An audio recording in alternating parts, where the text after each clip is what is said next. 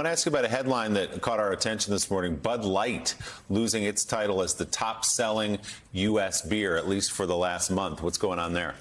So it's a pretty big deal. America's best-selling beer, no longer American. It's Modelo Especial, now the best-selling beer in America, replacing Bud Light. Maybe the latest sign in the fallout from that failed possible campaign with transgender influencer Dylan Mulvaney. But this story is also kind of complicated, guys, right? Because Modelo in America is sold by Constellation Brands, big alcohol company. The Mexican brewery itself that brews the beer is actually owned by Bud Light parent company Anheuser-Busch InBev. It bought it in 2013, but it had to give up the U.S. distribution rights to satisfy antitrust concerns. So it just gets all complicated, guys. So Anheuser-Busch is still number one, is what you're saying here. Yeah, I mean, they own a lot of beer. Bud, right? You're not going. So let me ask you about this, Dom. I mean, just expanding it out, and we see a lot of these, and maybe they're anecdotal, maybe they're not. But I saw. That, of course, Target is facing a backlash over their LGBTQ clothing line. Still, by the way, is that stock still down because of that? And also, I saw Starbucks. The Starbucks union was claiming that halfway through Pride Month, they were ordered to take down all Pride displays. Any truth to that? And do you see this as like a growing trend in the corporate world?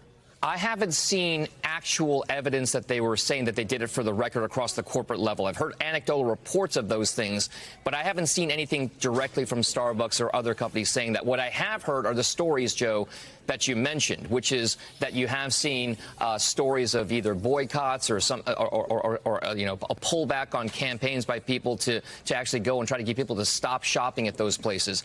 This is interesting only because it's the first time in a long time where businesses are going to have to make a decision with regard to how they want their future business to look. Now, this is an accessibility thing. For the most part, businesses want to make their products as accessible as possible to everybody out there, because the more stuff you can sell to people, the better off you are.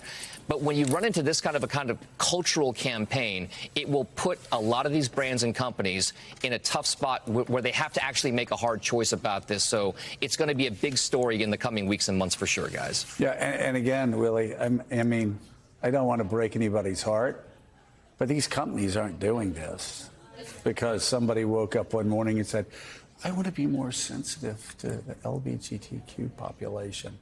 I mean, I hope nobody's shocked. It's about money. It's about the bottom line.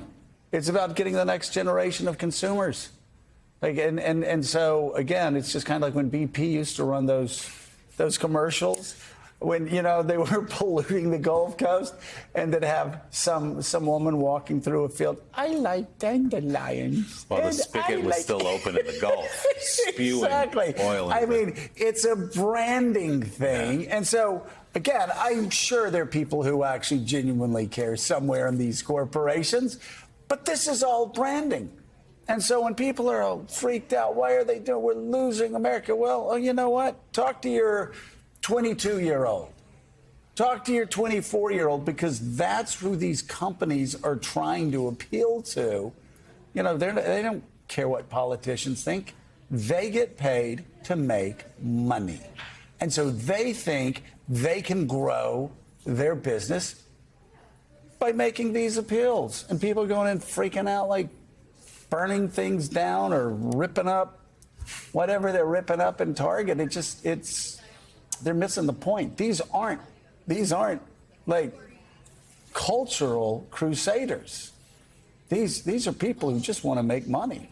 Yeah, and these are big companies. I hope that doesn't shock anyone. Awful lot of money. Starbucks, by the way, the company has denied that accusation that they made people take Pride paraphernalia down during this month. They said our policy hasn't changed at all on that. CNBC's Dom Chu. Dom, thanks so much. We appreciate it. Still ahead this